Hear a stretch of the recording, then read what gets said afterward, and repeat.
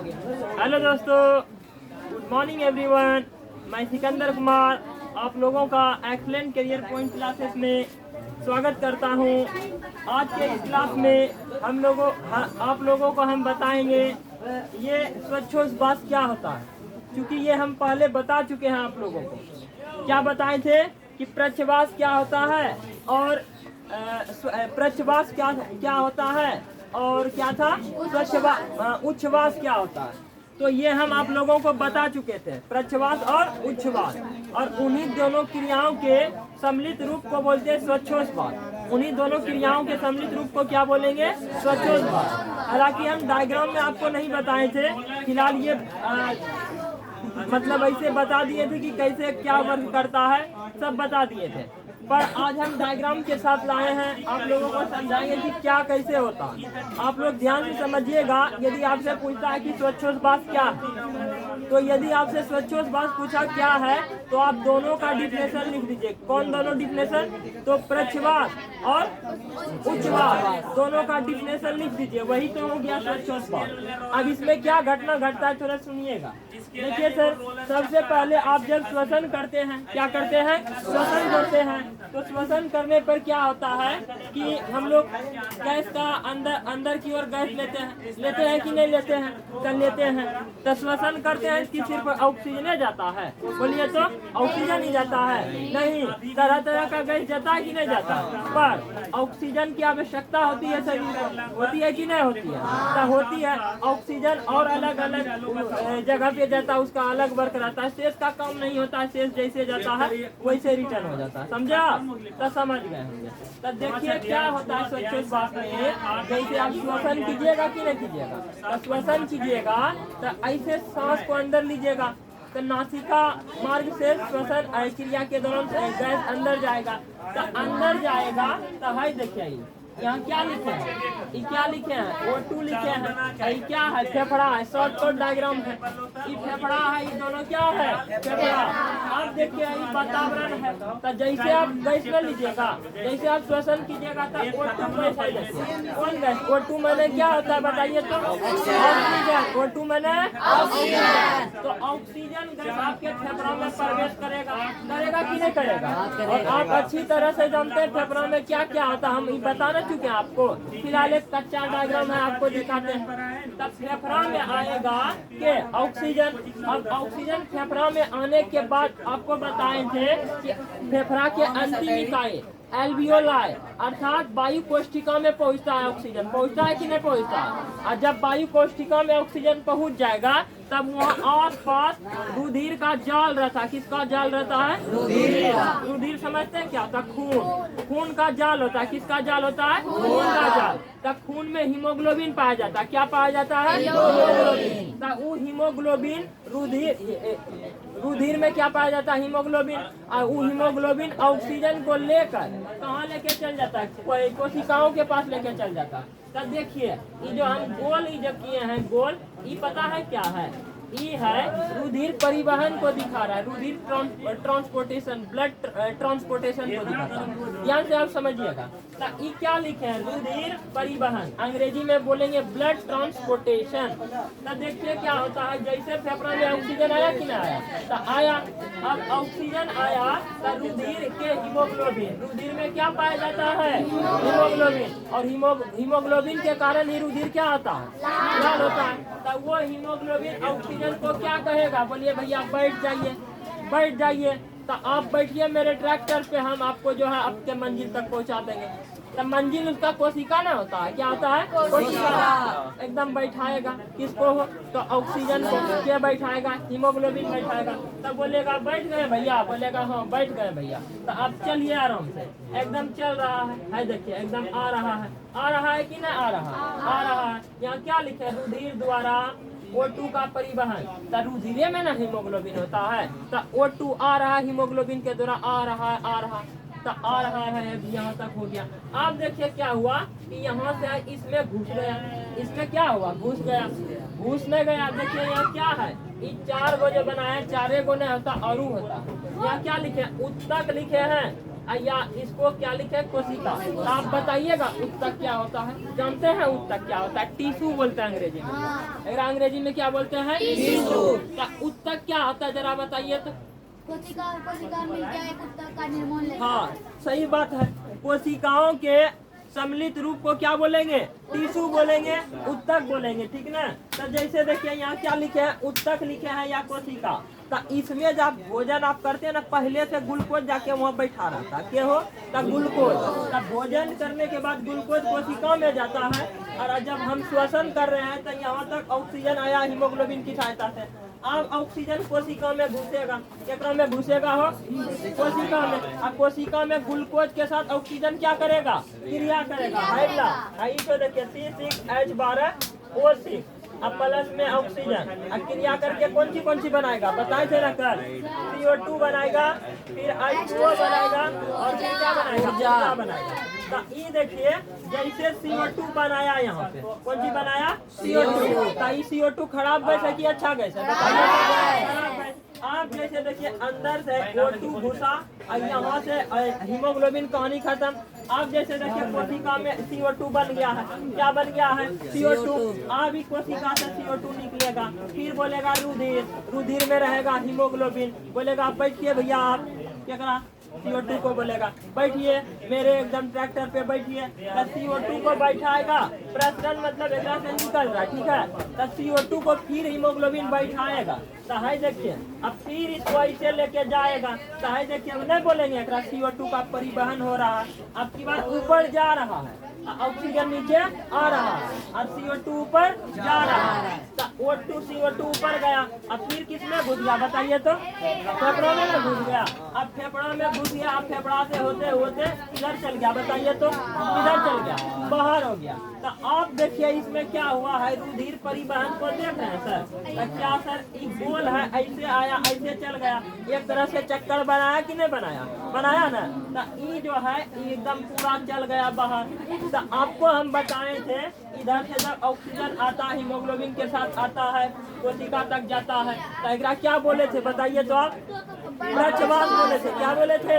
प्रच्छवास। और उसके बाद कोशिकाओं से लेकर कार्बन डाइऑक्साइड का बाहर निकलना, इसको टोटल हम क्या बोलते हैं? उच्छवास। और इन्हीं दोनों क्रिया को आप जोड़ दीजिए। इन्हीं दोनों क्रिया को आप क्या कीजिए? जोड़ दीजिए। क्या बन जाएगा? बोलिए सर।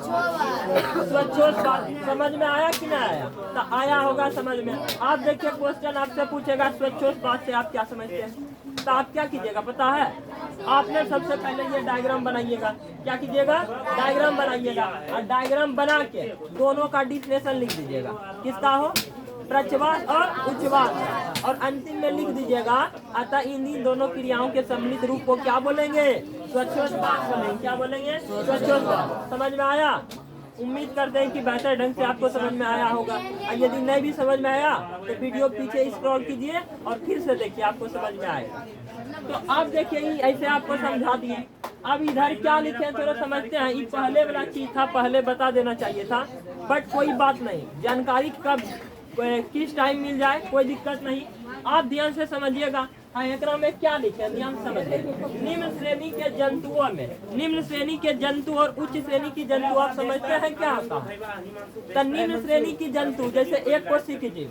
कौन जीव? एक कोशिकीय जीव। जैसे आप बताइए तो दो गो का नाम? अमीबा, पैरामीशियम, गोल कृमि, हाइड्रा कृमि, हाइड्रा, और कई तरह का होता है। अब जैसे देखिए बहुकोशिकीय जीव बताइएगा क्या क्या होता है बहुकोशिकीय जीव? तब बहुकोशिकीय जीव बोलिए क्या होता है? मोनाब, हाथे, ये सब क्या है? बहुकोशिकीय जीव है। तो आप देखिए दोनों ने श्वसन करता होगा। दोनों श्वसन करता है कि नहीं करता है? दोनों श्वसन करता है, ठीक ना। आप देखिए यहाँ क्या लिखे हैं, इसको थोड़ा ध्यान से समझिएगा। देरी गड़बड़ हो जाएगा नहीं समझिएगा तो समझे। ई बहुत वीवीआई टॉपिक है, एकरा आम नहीं समझिएगा। तो ई क्या है? बहुत अच्छा इंपॉर्टेंट टॉपिक है, जो कि इस पे कई टीचर ने ना तो गौर करते ना बच्चा गौर करता, उसको बस एग्जाम के लिए रहता। अरे एग्जाम को छोड़िए, आप सीखिए तो सीख के पढ़िए, एकदम मजा आएगा। है देखिए इसको गौर नहीं करता, हम गौर करेंगे। क्या लिखा है? निम्न श्रेणी के जंतुओं में जैसे एक कोशिकीय जीव, जैसे एक कोशिकीय जीव जेकरा में एक कोशिका पाया जाता है। एक कोशिकीय जीव जैसे जीव गलत है, तो एक कोशिकी की जीव हो गया। जैसे में क्या बोलिए तो अमीबा और पैरामीशियम, ये एक कोशिकी की जीव हुआ। अब एक कोशिकी की जीव अमीबा और पैरामीशियम हो गया में श्वसन गैसों का आदान प्रदान, गैसों का आदान प्रदान झिल्ली से विसरण क्रिया द्वारा होता। आप समझे इस चीज को? डिफिनेशन तो पढ़ दिए, नहीं समझ में आया होगा। आया समझ में?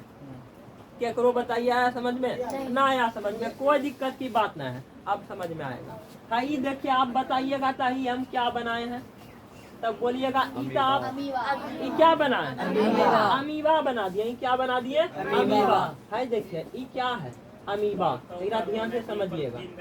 अमीबा में गैसों का आदान प्रदान, जैसे श्वसन है, श्वास है, मोनब है। मोनब तो कार्बन डाइऑक्साइड जो है कौन सी करता है? छोड़ता, ऑक्सीजन लेता है। तो अमीबा की मोनब को तो नोक है, फेफड़ा है, तक काम करता है। अमीबा को है नोक और फेफड़ा नहीं, एकरा ना तो नोक है ना बेचारा को फेफड़ा है, तब कैसे करता है? तो आप देखिए इसके शरीर पे ना एकदम छोटा छोटा छिद्र रहता, समझे? तो क्या होता है? देखिए विसरण क्रिया समझते हैं? विसरण क्रिया गैसों का है विसरण। जैसे देखिए थोड़ा सा हम समझाते हैं विसरण क्या होता है। विसरण होता है उच्च सांद्रता वाले क्षेत्र से निम्न सांद्रता वाले क्षेत्र की ओर गमन करना है। देखिए ये चारों तरफ वातावरण में होगा कि नहीं होगा? ऑक्सीजन होगा ना, तो ऑक्सीजन वातावरण में होगा तो ऑक्सीजन को अपने शरीर में एकदम अंदर घुस जाता। तो ऑक्सीजन अब बताइए हमको पानी प्यास लगा है तो हम पानी रखा रहता, उठा के पी लेते हैं कि नहीं पी लेते हैं? तब पानी का प्यास जो है मेरा बुझ जाता है। बेचारा को ऑक्सीजन जब श्वसन करेगा तो ऑक्सीजन चाहिए कि नहीं चाहिए? तो चाहिए। अब देखिए जैसे ये ऑक्सीजन चाहिए तो इसके शरीर में ऑक्सीजन का अभाव है तब ना चाहिए, ठीक है? तो वातावरण में ऑक्सीजन है तो ऑक्सीजन को वो विसरण क्रिया के द्वारा अंदर खींचता है। कैसे खींचता है? अंदर, जहाँ मन तहाँ से खींचता है। बोलिएगा उसको फेफड़ा होता है, नोक होता है? नहीं सर, कुछ नहीं होता। तो वो जहाँ मन तहाँ से खींचेगा आपके अपने बॉडी के अंदर, इधर से घुसेगा इधर से घुसेगा। तो यहाँ क्या लिखे हैं आप समझ में आया? अब पैरामीशियम होता है, पैरामीशियम ऐसे रहता है, बताए होंगे, वो भी ऐसा ही करता है। वो भी न विसरण क्रिया के द्वारा ही श्वसन करता है। कौन क्रिया के द्वारा हो? तब विसरण क्रिया, ना कि उसमें बोलिएगा नोक होता है तब फेफड़ा होता है, ट्रैकिया होता है, गिल्स होता है, ना, उसमें कुछ नहीं होता। वो विसरण क्रिया के द्वारा श्वसन करता है। आप देखिए समझिएगा। निम्न श्रेणी की जंतुओं में जैसे एक कोशिकीय जीव अमीबा पैरामीशियम में श्वसन गैसों का आदान प्रदान कोशिका झिल्ली से विसरण क्रिया द्वारा होता है। कोशिका झिल्ली समझते हैं? Plasma membrane. कौन सी? Plasma membrane. तो है ये क्या है? कोशिका झिल्ली है। ये जो है कई कोशिकीय जीव है? बोलिए तो एक कोशिका के चारों तरफ ये जो झिल्ली रहता है ना बोलते हैं कोशिका झिल्ली। कौन सी बोलते हैं? कोशिका झिल्ली। इधरे से घुसता है, इधरे से अटैक करता है, ऑक्सीजन जाता है, तो एकरा कौन सी बोल देंगे? कोशिका झिल्ली। अंग्रेजी में बोलते हैं कौन सी? बोलिए तो सेल मेम्ब्रेन। क्या बोलेंगे? Cell membrane. तो इधर से गया, ऐसे ही आप समझ गए होंगे आप विसरण क्रिया द्वारा कैसे होता। आप देखिए नीचे क्या लिखे हैं? बहुकोशिकीय जंतुओं में सामान्यतः 3 प्रकार के श्वसन अंग होते हैं। कई प्रकार के होते हैं? 3 प्रकार के। तो आप जानते हैं बहुकोशिकीय जीव क्या है? नहीं जानते हैं? बहुकोशिकीय जीव तो ढेरी है, हम लोग क्या बहुकोशिकीय जीव है, तो लेकिन मेन रूप से कई ठोक कैसे श्वसन करता है? तो है देखिए क्या लिखे हैं? श्वसन नली। हम लोग श्वसन नली या ट्रैकिया कभी देखे हैं? और चल चट्टा सबको तेल चट्टा ट्रैकिया से श्वसन करता है। नहीं देखे हैं तो हम थोड़ा फोटो दिखा देखिए। हाय देखिए, दिखा देते हैं। हाय देखिए ये क्या है? ये जो है ये देख रहे हैं, फोटो दिख रहा होगा आपको? दिखता है कि नहीं दिखता? दिखता होगा। तो आप लोग भी देख लीजिए। ये बेचारा जो है कॉकरोच नाम की ट्रैकिया के सहायता से श्वसन करता। तो ये भी बहुकोशिकीय जीव है कि नहीं? एकरो आंख होगा, पैर है, पंख भी है, तो ये ट्रैकिया से श्वसन करता। ये देखिए ये अमीबा है। ये क्या है? अमीबा है। देखिए O2 घुस रहा है ना अंदर, है इधर से घुसा O2 और CO2 बाहर निकला कि नहीं निकला। तो इसको नोक कौन बेचारा को होता न है, तो जिधर मन तिधर से स्टार्ट कर देता है कोशिका झिल्ली के द्वारा। ये है पैरामीशियम। तो ये देखिए ये भी है, O2 गया, CO2 निकला। अभी कीट है ट्रैकिया की सहायता से। अभी देखिए ये मछली है, क्या है? मछली। तब मछली को गिल्स होता है, क्या होता है? गिल्स, जेकरा हम गलफड़ा बोलते हैं। क्या बोलते हैं? गलफड़ा। और हम लोग जो मानव है, हमारा क्या होता है बताइए तो? फेफड़ा ना होता, हम लोगों को फेफड़ा आता है। तो बहुकोशी के जीवों में श्वसन क्रिया के लिए अलग अलग होता है। तो आप देखिए कुछ हम प्रमुख जीव ला दिए हैं, अब कुछ प्रमुख जीव ला दिए हैं तो इसका श्वसन अंग है। जैसे देखिए मानव, बताइए तो कैसे श्वसन करता है बताइए? फेफड़ा से द्वारा। जवाब लगा एकदम आवाज से बोलो। मछली कैसे श्वसन करता है बोलिए? गिल्स या गलफड़ा। ऑक्टोपस कैसे श्वसन करता है बोलिए? ऑक्टोपस समझते हैं क्या होता है? समुद्री जीव होता है। कौन जीव? समुद्री जीव। ऑक्टोपस गिल्स द्वारा श्वसन करता है। मच्छर, मच्छर, मक्खी, कीट, कॉकरोच, ये सब किसके द्वारा श्वसन करता है? पूछ देगा मच्छर किसके द्वारा श्वसन करता है? शेर, सांप, पक्षी किसके द्वारा श्वसन करता है? शेर, सांप, पक्षी, फेफड़ा। मेढक, मेढक बताइए तो? त्वचा या फेफड़ा? एक में थोड़ा सा दिक्कत होगा। त्वचा या फेफड़ा? मेढक बताइए। यदि आसपास खुला वातावरण में रहेगा ना तो दोनों, कभी कभी देखे होंगे मेढक को कहीं मतलब ईंट के नीचे या मिट्टी के नीचे दबा कर रहता है, देखे?